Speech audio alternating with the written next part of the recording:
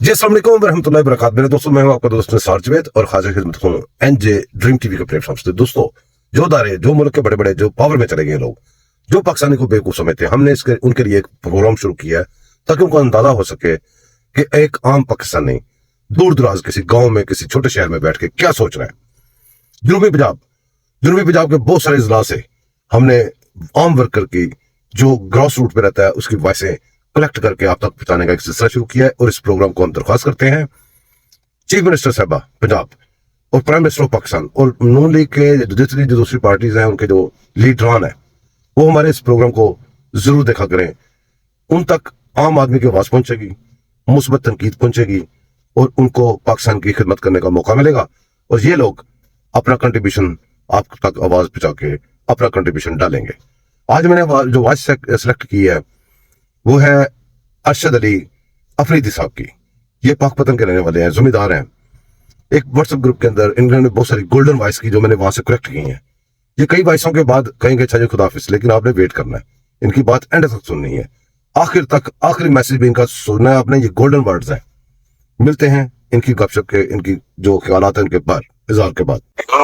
Group Imran में जी मेरी पिछली वॉइस है मैं उन्हें गल अगे करना वैस काफी लंबी होगी। मैं हूं आ गया इमरान खान के दौर की गल शुरू कर 2018 के इलेक्शन हुए जज से जरनैला दंड नहीं कराई साढ़े जिते हल्के 82 हल्के कौमी असैम्बली ने 80 हल्के सूबाई असैम्बली साढ़े जिते हरा थे इन्होंने जनाब इमरान खान न्याजी लाडला से उस टाइम स्टैबलिशमेंट का गल तो करनी पैंदी है जी। हम भावें इन्होंने गुस्सा लगता है स्टैबलिशमेंट का जो लाडला से जनाब हुकूमत लिया बड़े चावान चौपा बड़ा जनाब वजीर आजम पढ़ना उन्होंने खातम भी यकीन भी ना आया जो एक इकदार जाया तो यकीन करो मेरे भाइयों इमरान खान हनफन में गल कह रहा स्टेबल पाकिस्तान मिला। पाकिस्तान की तरक्की की शरह 6.82% थी। पाकिस्तान के जरे मुबादला के खैर 23 अरब डॉलर मौजूद पै सन। पाकिस्तान के मजमूई जो करता 24 अरब डॉलर से ठीक है जी। पाकिस्तान ने वर्ल्ड बैंक कह रहा IMF कह रहा IMF 2016 मियां मोहम्मद नवाज शरीफ खैरबाज कह चुका थी IMF तो माफी मांग चुका थी ना कुछ नहीं तेरे पैसे सारे देते बाकी जी दुनिया के करते 24 अरब डॉलर रह गए मियां मोहम्मद नवाज शरीफ मियां इमरान खान हर लिहाज स्टेबल पाकिस्तान मिला। यार एक बंदा वजीर आजम बनते भी पहली स्पीच के ही मैंने आना कि मैंने याद है मियां शहबाज शरीफ ने कहा तेरे नाल फुल तावन करांगे ते तू हुकूमत कर तेरे नाल है।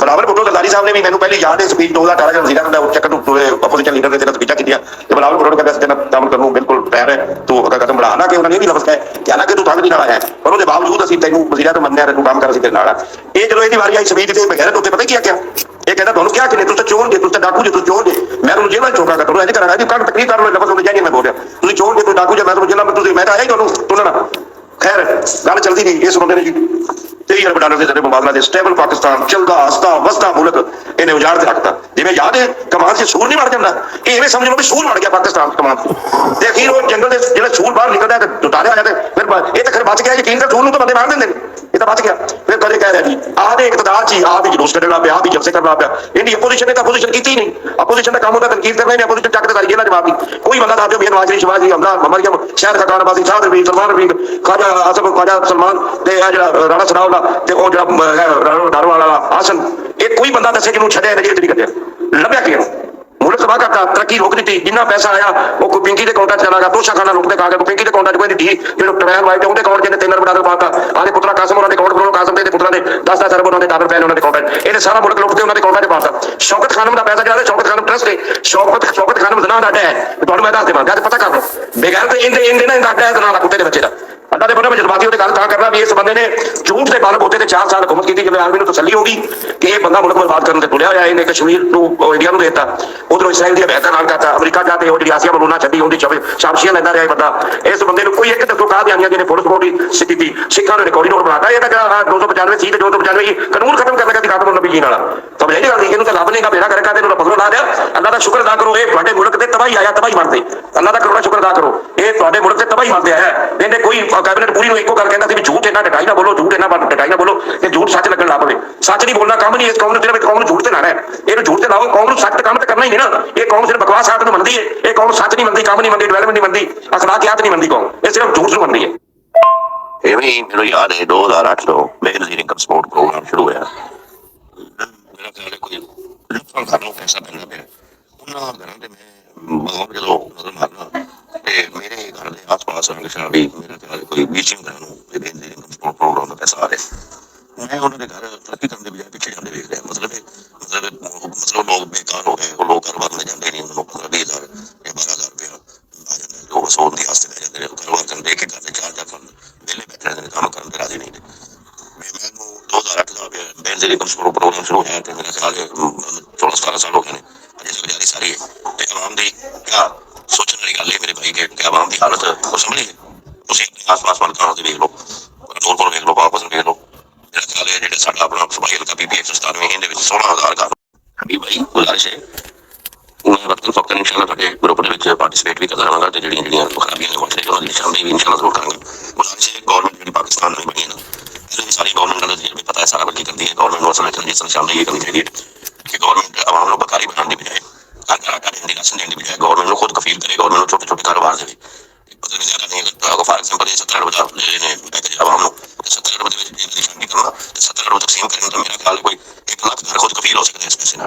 1 लाख फ्री करो, लाख रुपए तो कोई कारोबार करना, सब्जी मंडी जाके फड़ी लानी या फ्रूट लाना या शॉप बनाना है, मतलब उन्होंने कारोबार के बकारी ना बनाओ। जी भी गवर्नमेंट आ गई आवाम को बकारी बनाने की कोशिश करती है, आवाम को बड़ा बनाने की कोशिश नहीं करती। लिहाजा भाई इनकी निशानदेही जरूर करनी चाहिए कि गवर्नमेंट आवाम को बकारी ना बनाए, आवाम को कारोबार दे दे।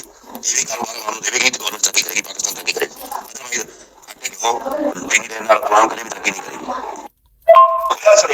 कि जो 2008 ਦੇ ਵਿੱਚ ਮਿਸਟਰ ਜ਼ਰਦਾਰੀ ਸਾਹਿਬ ਨੇ ਪਾਕਿਸਤਾਨ ਦੀ ਬਾਗਡੋਰ ਸੰਭਾਲੀ ਨਾ, ਤੇ ਉਦੋਂ ਪਾਕਿਸਤਾਨ ਤੇ ਕਰਜ਼ਾ ਸੀ 6 ਅਰਬ ਡਾਲਰ। ਜਦੋਂ ਜ਼ਰਦਾਰੀ ਸਾਹਿਬ ਨੇ ਹੁਕੂਮਤ ਛੱਡੀ ਹੈ ਉਦੋਂ ਮੁਲਕ ਤੇ ਕਰਜ਼ਾ ਸੀ 16 ਅਰਬ ਡਾਲਰ। ਠੀਕ ਹੈ ਜੀ। ਜ਼ਰਦਾਰੀ ਸਾਹਿਬ ਨੇ ਵੀ ਉਹ ਸ਼ਾਇਦ ਤੋਂ ਸੁਣਿਆ ਸੀ ਇੱਕ ਤੇ ਓਰੀਐਂਟਲ ਪਾਵਰ ਪਲਾਂਟ ਲਾਇਆ ਤੇ ਬਿਜਲੀ ਵਾਲਾ, ਉਹ ਐਵੇਂ ਕੋਕਾ ਜਿਹਾ ਲਿਆ ਤੇ ਉਹਦੇ ਤੇ ਪੈਸਾ ਲਾਇਆ, ਡਿਵੈਲਪਮੈਂਟ ਦਾ ਕੰਮ ਕੋਈ ਨਹੀਂ ਕੀਤਾ। ਜ਼ਰਦਾਰੀ ਸਾਹਿਬ ਜਿਹੜਾ ਇਹ 6 ਅਰਬ 10 ਅਰਬ ਡਾਲਰ ਦਾ ਕਰਜ਼ਾ ਲਿਆ, ਉਹ ਸਾਰਾ ਬੇਨਜ਼ੀਰ ਇਨਕਮ ਸਪੋਰਟ ਪ੍ਰੋਗਰਾਮ ਦੇ ਵਿੱਚ ਲਾ ਦੇ ਤੇ ਹੱਸ ਉਸਤੇ ਨੇ ਬਿਜਲੀ ਦਾ ਬੁਰਾਨ ਪੈਦਾ ਕਰਦੇ। ਉਦੋਂ ਵੀ ਡੀਜ਼ਲ 126 ਰੁਪਏ ਲੀਟਰ ਹੋ ਗਿਆ ਸੀ ਤੇ ਪੈਟਰੋਲ 119 ਰੁਪਏ ਲੀਟਰ ਹੋ ਗਿਆ ਸੀ। ਬਿਜਲੀ ਦਾ ਬੁਰਾਨ ਏਡਾ ਆਇਆ, ਹਬੀਬੁੱਲਾ ਸਾਹਿਬ ਕੇ ਕਮਾਲ ਸਾਰੇ ਦੋਸਤਾਂ ਨੂੰ ਪਤਾ ਹੋਵੇਗਾ ਕਿ ਜਨਾਬ ਮਤਲਬ 22 ਘੰਟੇ 23 ਘੰਟੇ ਲੋਡ ਸ਼ੈਡਿੰਗ ਹੋਣੀ, ਬਿਜਲੀ ਆਣੀ ਨਾ। ਆ ਮੋਬਾਈਲ ਜਿਹੜੇ ਉਦੋਂ ਨੋਕੀਆ ਸਾਦਾ ਮੋਬਾਈਲ ਤੱਕ ਚੱਲ ਨਹੀਂ ਹੁੰਦੇ ਸਨ। बुरा हाल हो गया कि अवाम ने जी 2013 इलेक्शन आ गया तो अवाम ने 2013 जो बिजली का बुरान खादा उदो 5500 DA असं लैते 5500 6000 लैते पाई सी ते उदो यूरिया 3000 उदो भी क्रॉस की रखी थी यूरिया 4000 ते उदो इतनी जनाब महंगाई फिर उससे पहुंच गई अवाम ने वो गुस्सा निकाले 2013 के इलेक्शन मेरे नाज के इकतदार आ गए। मेरे नाज जो 2013 के इकतदार आया तो उन्होंने 4 मेरे मुल्क बुरान के कराची च टैक्स करती सी, महंगाई डूबती सी ਤੇ ਜਿਹੜੀ ਕੀਮਤਾਂ ਕਿਹਨੇ ਦੇ ਅੱਗੇ ਮੇਰੇ ਨਾਲ 2013 ਆਇਆ ਇਹਨੇ ਜਨਾਬ ਸਭ ਤੋਂ ਪਹਿਲੇ ਕੰਮ ਕੀਤਾ ਮਹਿੰਗਾਈ ਨੂੰ ਕੰਟਰੋਲ ਕਰਨ ਵਾਸਤੇ ਇਸ ਬੰਦੇ ਨੇ ਮਨਸੂਬੇ ਨਾਲ ਸ਼ੁਰੂ ਕੀਤੇ ਬਿਜਲੀ ਦੇ। ਮੈਂ ਉਹਨਾਂ ਨਾਲ ਸਿੰਘ ਦੇ 2013 ਤੋਂ 2017 ਮੈਨੂੰ ਯਾਦ ਹੈ 11,000 ਮੈਗਾਵਾਟ ਬਿਜਲੀ ਸਿਸਟਮ ਚਾਲੂ ਕੀਤੀ। कराची टैक्स के बिल होते सी, कराची टैक्स के टकरा कमा करता मैं मोहम्मद नवाज शरीफ ने गाड़ी 126 रुपए लीटर सी 30 रुपए लीटर लेता। मैं मोहम्मद नवाज शरीफ मैंने याद है पेट्रोल 119 रुपए लीटर सी, मैं नवाज शरीफ ने ऐसा बैग बनाया ते पेट्रोल 64 रुपए लीटर लेता। चीनी मैं मोहम्मद नवाज शरीफ दौर ਦੇ चीनी 50 रुपए उत्ते नहीं गई, पूरे दौर 4 साल ਦੇ ਵਿੱਚ 50 रुपए चीनी नहीं गई। आटा आम 20 रुपए किलो खादा मैं मोहम्मद नवाज शरीफ ने यूरिया 3035 रुपए 1200 रुपए रेट पता करता, DAP का रेट 2500 रुपए पता करता और 4 साल सानू 2500 DAP मिली। अंदाजा लाओ भी जेड़ा बंदा ने मुल्क सी पैक लिया मुल्क बड़े बड़े प्रोजेक्ट लाए, बड़े बड़े अस्पताल का ऐलान किए, बड़े बड़े मोटरवेज बनाए। आप लाहौर तो जो समुद्री रास्ता जा रही मोटरवे जा रहा है ये नवाज नहीं बनाया, सी पैक चाइना की डेवलपमेंट जाती। अंदाजा लाओ भी अमरीका चीन के सदर ने आना सी ते मिस्टर इमरान खान जाती। मैंने ये समझ नहीं आती भी किहड़े बगैर जो कुत्ते के बच्चे जो जो भी मुल्क को सारा स्टेबल होता है या मुल्क किसी पटड़ी से करता है उस मुल्क के खिलाफ साजिश करते हैं। नवाज शरीफ के यार फर्ज है ना साजिश पाकिस्तान की तरक्की रुकनी तो साजिश पाकिस्तान के खिलाफ हुई है मतलब नवाज शरीफ के खिलाफ ये नवाज शरीफ ये तरक्की करावत के जी बेगुनाह सजावां भुगतियां बेगुनाह जेलां भुगतियां बेसब्यादी बीवी बीमार को छड़ते आते जेल सजा हो गई थे बीमार बीवी छड़ते आते थे डेट हो गए। मियां नवाज शरीफ तो यार पाकिस्तान के चाहती जुल्म ही होता है ना। मियां नवाज शरीफ को कोई अच्छी खबर तो मियां नवाज शरीफ को किसी दी नहीं। मियां नवाज शरीफ ने फिर भी पाकिस्तान प्यार होने की वजह से पाकिस्तान की जो भी गल की तरक्की की पाकिस्तान की अखलाकी इकतार की गल की बाकी कभी सुना नहीं मियां नवाज शरीफ ने कभी इमरान खान गाल कभी हो कभी बुरा भला क्या हो कभी कुछ मैंने एग्जाम्पल नहीं जो भी वो तकरीर अपनी बहस में तकरीर जो बोल रहे इमरान खान यार इमरान खान साहब यार मियां मोहम्मद नवाज शरीफ की फैमिली जी टोटल फैमिली बड़ी ग्रेट फैमिली उन्होंने दादा लोग जिन्नी भी तरक्की मियां नवाज शरीफ कराई पिछले दौर के इमरान खान यादी ने 2013 ਦੇ ਜਾਂ ਇਲੈਕਸ਼ਨ ਹੋਏ ਇਕਤਦਾਰ ਜਾਣ ਦਿਆ ਨਾਲੇ ਧਰਨੇ ਦੇ 14 ਉਹ 6 ਮਹੀਨੇ ਕਿਹੜੀ ਮੇਰ ਵਾਜੀ ਨੇ ਧਿਆਨ ਨਾਲ ਕਰਦੀ ਸੀ ਕੋਈ ਕਹਿੰਦਾ ਨਹੀਂ ਕਦੇ ਟੋਟਲ ਕਰੋ ਯਾਰ ਮੈਨੂੰ ਬੜਾ ਇਹ ਤਕਲੀਫ ਹੁੰਦੀ ਇਸ ਗੱਲ ਦੀ ਵੀ ਤੇ ਉਹਦੇ ਇਮਰਾਨ ਖਾਨ ਦੇ ਧਰਨੇ ਮਰਨੇ ਸ਼ਮਨੇ ਜਨਾਬ ਡੀ ਚੌਕ ਤੇ ਨੱਚਣ PTV ਤੇ ਹਮਲੇ ਸੁਪਰੀਮ ਕੋਰਟ ਤੇ ਹਮਲੇ ਪਾਰਲੀਮੈਂਟ में होतियां दीवारां ते सलवारां लटकाइयां डी चौक की कबरां खोदियां लाहौर मार्केट टाउन तमाशा बनाया पूरे मुल्क को तमाशा बनाया जनाब आज मैं लाहौर बंद कर दूंगा आज मैं कराची बंद कर रहा हूं आज मैं मुल्तान बंद कर रहा हूं आज मैं फैसलाबाद बंद कर रहा हूं बकवास ही की जाए पूरे 4 साल के बावजूद ने मुल्क की मियां मोहम्मद नवाज शरीफ ने पाकिस्तान को मुल्क की तरक्की की पगड़ी से डाल दिता सी। अगर एक कमीना बेगैरत शराबी बेहया बेगैरत झूठा तरीन गंदा तरीन यादी तरीन बंदा ये 5 साल इकतदार ना आता आज तुहाडे मुल्क की सड़कां सोने दी मियां नवाज शरीफ बना दे तुहाडे मुल्क को तरक्की दी राह ते मियां नवाज शरीफ डाल दिता सी। ये आर्मी स्टैबलिशमेंट के थ्रू इस्तेमाल होया इसराइल अमरीकी ते भारतीय इस्तेमाल होते इस बंदे ने मुल्क की तरक्की का पहिया जाम करता ਦਿੱਤਾ। ਹੁਣ ਇਹਨਾਂ ਨੂੰ ਵੀ ਮੀਆਂ ਮੁਹੰਮਦ ਸ਼ਬਾਜ਼ ਸ਼ਰੀਫ ਦੀ ਹੁਕੂਮਤ ਦੇ ਵਿੱਚ ਸਖਤ ਫੈਸਲੇ ਕਰਨੇ ਪੈਣਗੇ। ਮੁਲਕ ਦੀ ਤਰੱਕੀ ਨੂੰ ਦੁਬਾਰਾ 2 ਸਾਲ 6 ਮਹੀਨੇ 2 ਸਾਲ ਲੱਗ ਜਾਣੇ ਨੇ। इंशाअल्लाह मुल्क तरक्की की राह पे फिर आ जाएगा। बेफिक्र हो जाओ, बेगम हो जाओ, अल्लाह मेरा हामी नसर हो।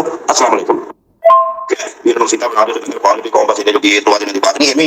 इमरान खान भी जो है ये पाकिस्तान की नफ्सियात समझ चुके हैं कि पाकि कौम 2-4 बार इकट्ठा करके झूठ मार दो कौम उस वक्त लग जाती। तुम अंदाजा लाओ जी कौम उस्मान बुज़दार लगा तुम्बे चोर बंदा आखिर भी वज़ीर है। अंदाजा लाओ, इसका लॉजिक कटो। उस्मान बुज़दार चीफ मिनिस्टर पंजाब बनाया क्यों सी?